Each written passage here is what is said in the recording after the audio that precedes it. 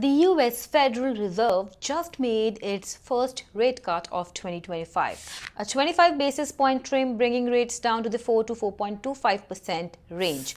Why now? The Fed is worried about a cooling labor market. Unemployment is inching up, but inflation is still sticky, partly because tariffs are pushing up the prices. Well, here's the kicker. Markets are betting this isn't a one-off. Forecasts suggest as many as 6 more rate cuts by the end of 2026. So what does this mean for India? Well, experts say US easing opens the door for the RBI. In fact, some analysts expect the RBI could cut rates as early as October 2025.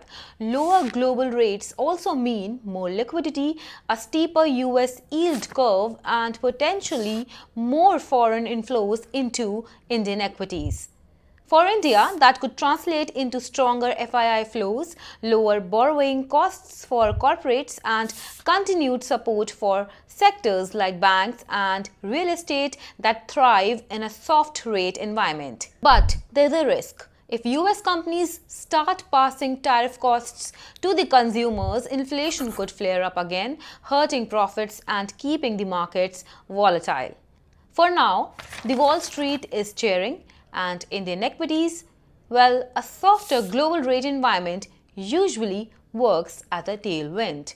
Well, that is all for today. Keep watching ET Markets for more.